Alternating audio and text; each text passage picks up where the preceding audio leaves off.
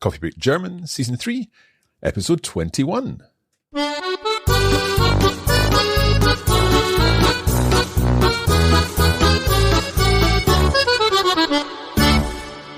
Hallo und herzlich willkommen zurück zu Coffee Break German. Ich bin Marc.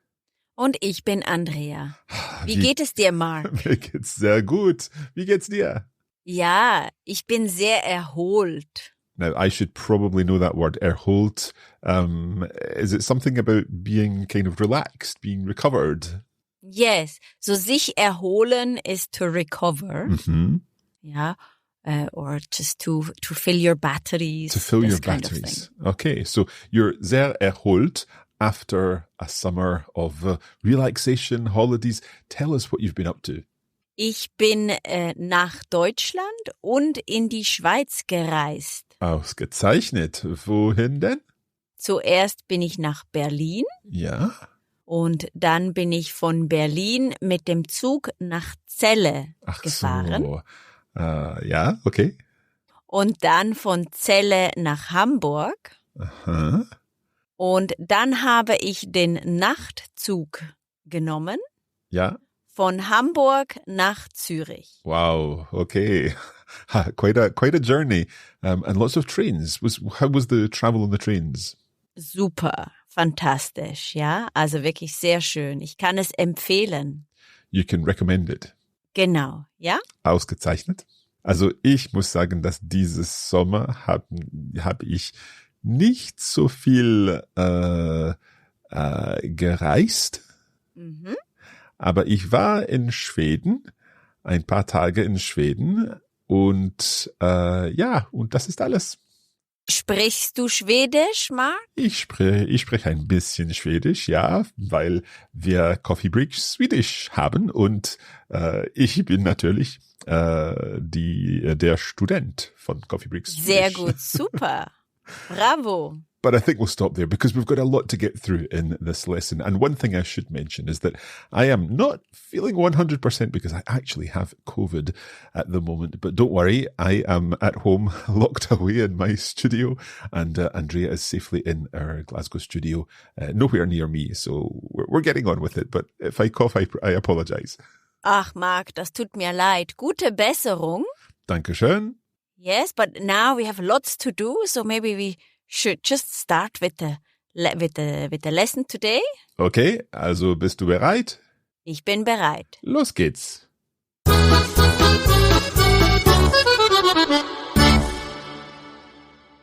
So, what is our topic today, Andrea? Heute sprechen wir über Passivsätze. Passivsätze, so passive sentences, presumably. Ja, genau. So, we have passive sentences also in English, and we have them in German, and we're going to look at how we construct the sentences and also when we're going to use them. Okay, so like in English, a passive sentence is where something is done by something else rather than something does something. So the book is read by the teacher. Genau, das ist richtig, ja? And I have maybe a little example for this. Mm-hmm. And I'm going to start with an active sentence so that you can see the difference. Yeah. So, der Wurm isst den Apfel. Right, so the worm eats the apple. Genau, and now I'm going to turn this into a passive sentence. Der Apfel wird vom Wurm gegessen. Okay, so der Apfel wird vom Wurm gegessen.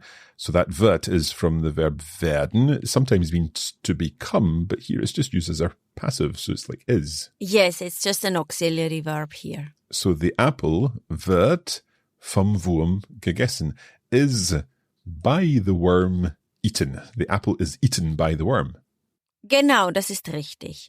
So what we see here is that something changes. In the first sentence, der Wurm isst den Apfel. We have der Wurm as the subject. Ja? Okay. Und den Apfel, in this case, this is an accusative object. Whereas when we look at der Apfel wird vom Wurm gegessen, der Apfel is the subject. Yes, so it swaps over. Genau.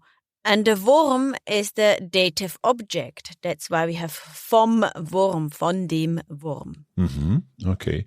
So the Wurm is still the doer in a sense, but the Apfel is being eaten by the doer. Genau, das ist richtig, ja. And do you recognize in terms of the verb what we're doing there? Well, gegessen is like the past participle, isn't it? That's correct, yes. So we're using, just like in English, we're using the past participle together with the auxiliary werden. But I suppose one of the important things is that we remember that although we were using in English, the apple is being eaten by the worm, we're not using sein here in German. No, we're using the auxiliary werden.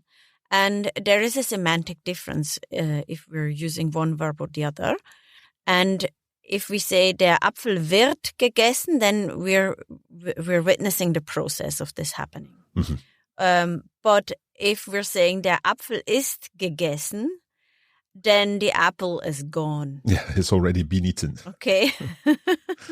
Okay, let's look at another example, I think. Yes. Der Postbote trägt jeden Tag die Post aus. Okay, so the postman carries out the mail every day. Yes. And now we turn this into a passive. Die Post wird jeden Tag vom Postboten ausgetragen. So the mail is carried out every day by the postman. The postman. Genau, das ist richtig.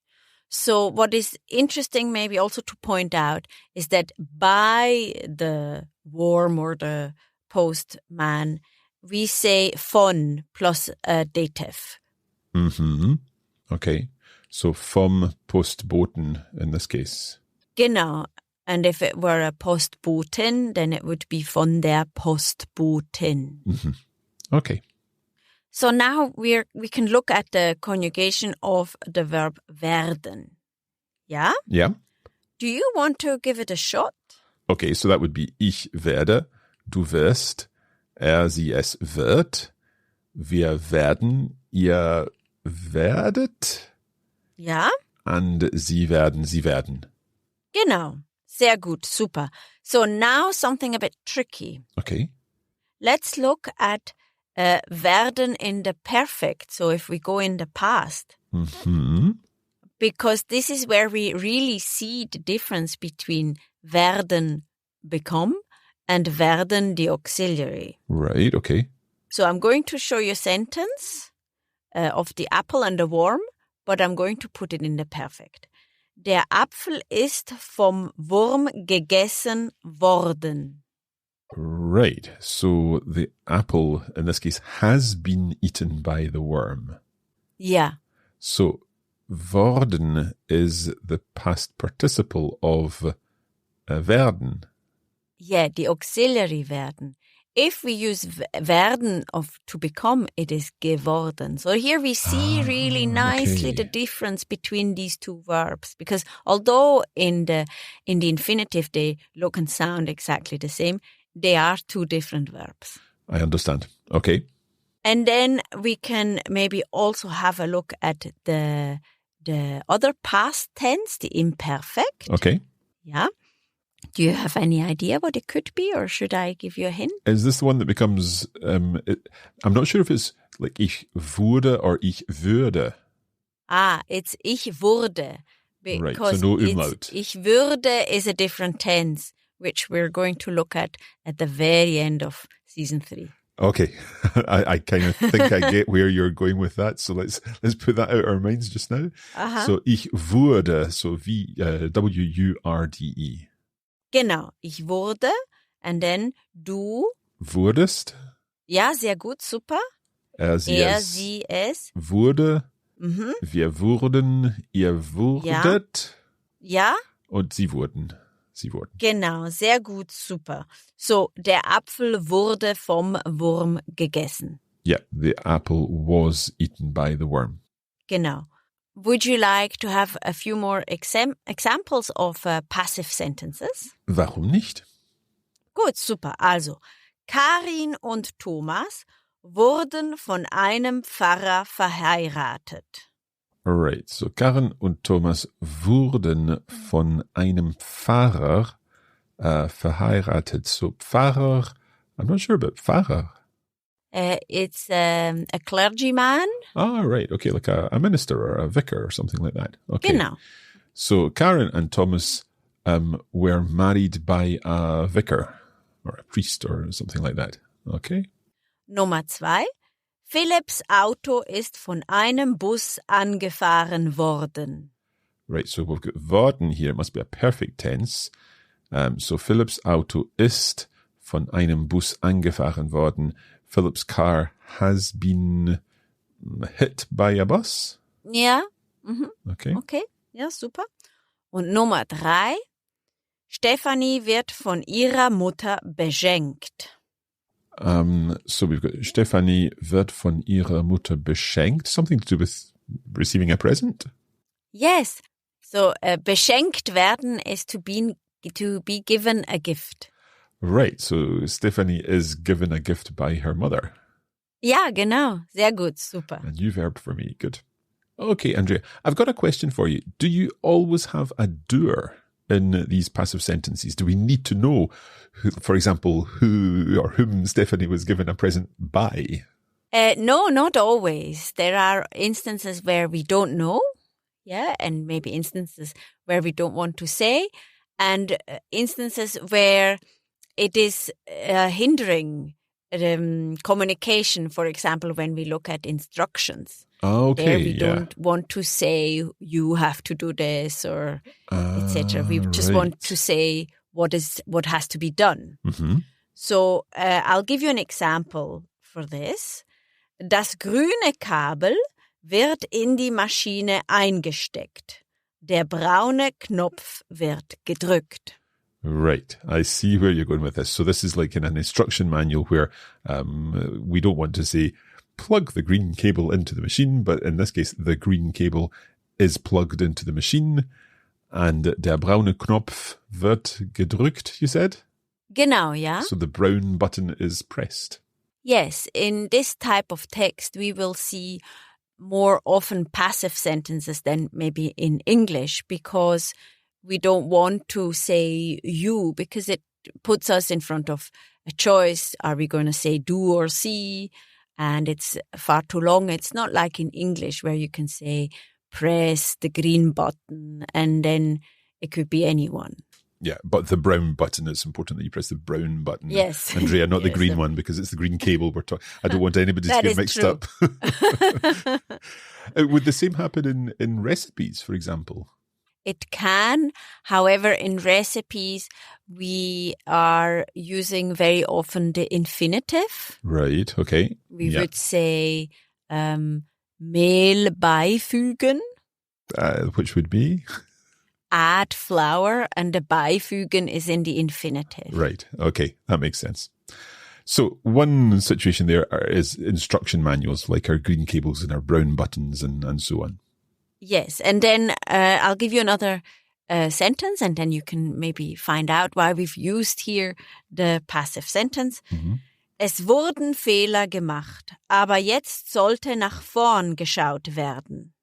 Right, okay, I think I see where you're going here. So, es wurden Fehler gemacht. Mistakes were made, but we're not saying who made those mistakes. Genau. Right, okay. So, aber jetzt, what did you say the next part? Sollte nach vorn geschaut werden. But now we have to look forward. We have to move on. Yes, but we're obviously not saying we because we're just moving responsibility very, very far away Okay. from us. Yeah. Right, okay. Mistakes were made, but it is time to move on. Genau, yeah. And I have a third example, and I would like you to figure out why you think we don't say who the doer is. Okay. Die Räuberbande wurde gestern verhaftet. Die Räuberbande, is that like a gang of robbers? Yes? So, die Räuberbande wurde gestern verhaftet. The gang of robbers was arrested yesterday? Ja, genau. Sehr gut. And there we don't have a by whoever, because I'm guessing that it's quite obvious that they were arrested by the police. Genau, das ist richtig. So in these cases where we know who the doer is, we don't need to say it. Okay. So those are 3 situations, 1 in instruction manuals, 2 in situations where we don't want to point the finger at someone, and 3 in situations where it's obvious that the person that did it. Those are the 3 situations where we wouldn't bother using the vom or the by person, the doer. Genau, das ist richtig. Sehr gut, bravo. Okay. After the break, we're going to be listening to a conversation in which we're going to hear lots of examples of the passive. There's some tricky vocabulary in this, but we will help you understand everything afterwards. And that's coming up just after the break.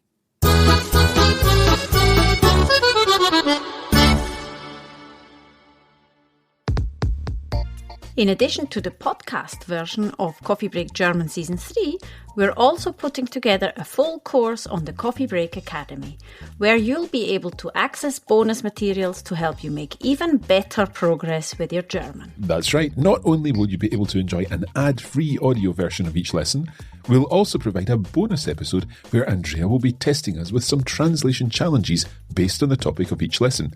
And of course, there are comprehensive notes and a video version of each lesson too. Visit coffeebreakgerman.com and follow the links for Season 3 there.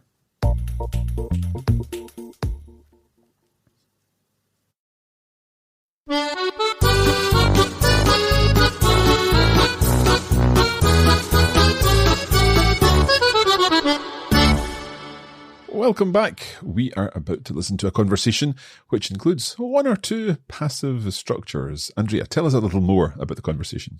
Yes, I'm very excited about this conversation because it features an extremely talented whiskey distillery guide.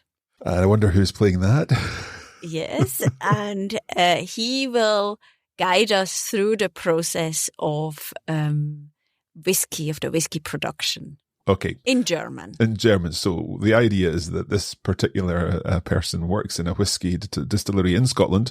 He's got a group of German-speaking tourists, and he's going to be explaining the whiskey process, the whiskey production process in German. Now, I have to say, this was possibly the most difficult script that I have ever read in German. And Andrea, we had to record this many, many times, didn't we? I think you did a great job, but let our listeners decide for themselves. Let's have a listen. Herzlich willkommen in Schottland. Ich hoffe, Sie freuen sich auf die Führung durch die Whisky Distillery. Diese wird für die Gruppe auf Deutsch durchgeführt. Wird das von allen verstanden, ja? Ja! Also, dann beginnen wir gleich mal mit ein paar Sicherheitshinweisen. Falls Sie den Notfallalarm hören, ist es wichtig, dass das Gebäude sofort von allen Besuchern verlassen wird. Die Türen werden automatisch so geschlossen, dass eine Rückkehr ins Gebäude nicht mehr möglich sein wird, bis der Notfall vorbei ist. Alles klar? Ja! So, dann beginnen wir jetzt mit unserer Führung. Hier auf dem Malzboden sehen Sie, wie die Gerste, die erst befeuchtet wurde, zum Melzen ausgebreitet wird. Während dieses Prozesses ist es wichtig, dass die ausgebreitete Gerste regelmäßig gewendet wird. Vor dem nächsten Schritt, dem Maischen, wird das Getreide von den Keimlingen befreit und zu Schrot gemahlen. Beim Maischen wird die Stärke zu Zucker umgewandelt. Die dabei entstandene Flüssigkeit wird dann in den Gärbottich gefüllt. Mit Zugabe von Hefe wird der Zucker in Alkohol umgewandelt. So, jetzt gehen wir zum nächsten Raum. Dort sehen Sie dann, wie der Whisky gebrannt wird. Oh ja, wie interessant. Aha, ja, deshalb sind wir hier. So, gut. Hier sehen Sie die kupfernen Brennblasen. Darin wird die Flüssigkeit destilliert, das heißt, sie wird so stark erhitzt, dass viel Wasser verdampft und dann der Alkoholgehalt erhöht wird. Nach 2 Destilliervorgängen hat die Flüssigkeit etwa 70 Volumenprozente. Das ist natürlich viel zu viel. Deshalb wird Wasser zugegeben, bevor die Flüssigkeit zur Lagerung in Fässer abgefüllt und viele Jahre gelagert wird. Wie Sie wissen, wird unser schottischer Whisky von vielen Menschen auf der ganzen Welt getrunken und wir sind sehr stolz auf dieses Produkt. Deshalb wird im ganzen Herstellungsprozess auf höchste Qualität geachtet. Jetzt gehen wir noch in den Degustierraum, wo ich gerne Ihre Fragen beantworte.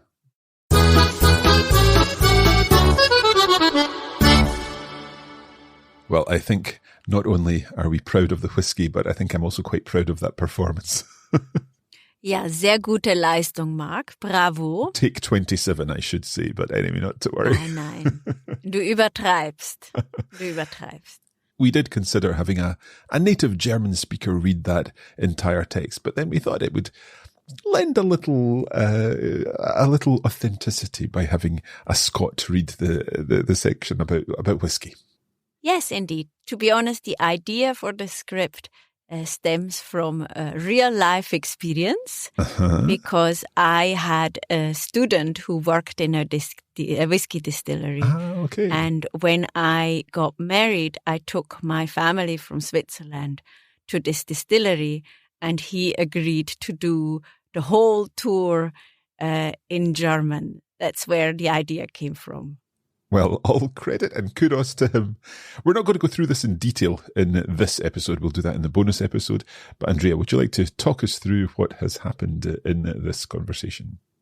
Yes, so this is a tour in a whiskey distillery in Scotland, and the tour is in German. And at the beginning, our guide speaks about the usual health and safety guidelines and about leaving the premises in case the alarm rings. And then he starts with the whiskey making process. He explains that the grain is malted, and then the grains were cleaned and ground, and the starch was turned into sugar. That's how I understood it. Okay. There's lots of technical stuff in here, obviously, technical vocabulary and so on. But yeah, we get the main idea, and we're hearing lots of these passives. The starch is turned into sugar, the grain is malted, and so on. Yes. And then they move on to the next room where the whiskey is distilled, and that's where the visitors of the distillery get really excited because that's why they're here. And they see that this mixture is being heated up so much that the water evaporates until the alcohol content is around 70%. Okay. And then water is added again, and the liquid is poured into barrels. Ausgezeichnet. And then what do we hear at the end? Obviously, whiskey, Scottish whiskey is very famous. It's drunk all over the world, and quality is the main concern for the distillery. And then I think the main concern for the visitors is probably going to be visiting the Degustierraum, the tasting room. Yes, exactly. I think that's quite popular. Trinkst du gern Whisky, Andrea? I drink very rarely whiskey. Maybe with some haggis. I love a bit of whiskey. Okay. And, when we celebrate maybe a special day, I don't know, these Scottish days that are coming up now in winter. Okay. Und du, Marc, trinkst du gerne einen Whisky? Ich trinke gerne ab und zu einen Whisky, nicht so viel. Aber ich trinke lieber den Whisky von Speyside und nicht von zum Beispiel Islay. How do you say peaty whiskey? Torf. Peat ist Torf. Okay, ja. Right. So I'm not a fan of the Torf. I prefer the Speyside whiskey. Ja, also der Whisky sollte nicht zu rauchig sein. Rauchig? Smoky? Yeah. Yeah? Okay. Let's stop our discussion about whiskey because I think there is time for one more thing in this episode.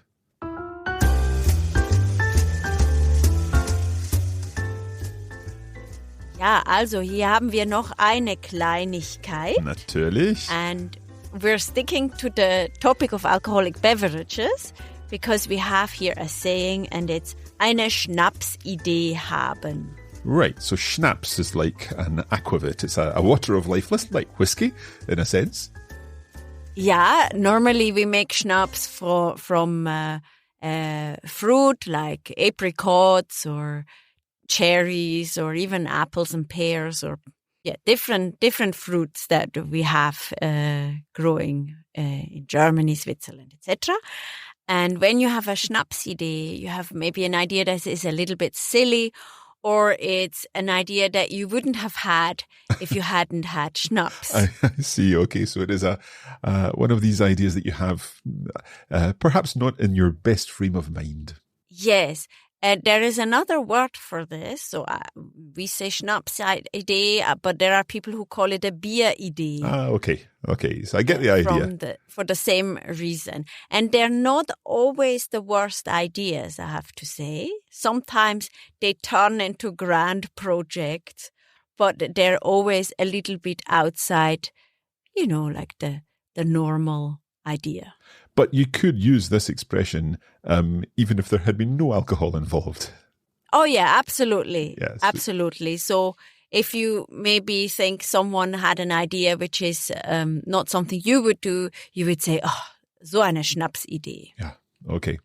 Well, we'll leave it there, and we hope that you have enjoyed this episode. Of course, if you'd like to get more out of our conversation and a full explanation of everything in the conversation, then do check out the full version of Coffee Break German, where you can find the transcript, the extra lesson notes, the exercises, and of course our video version of the materials too. All of that can be found at coffeebreakgerman.com. Andrea, vielen Dank. Vielen Dank, Marc. Und bis zum nächsten Mal. Bis bald.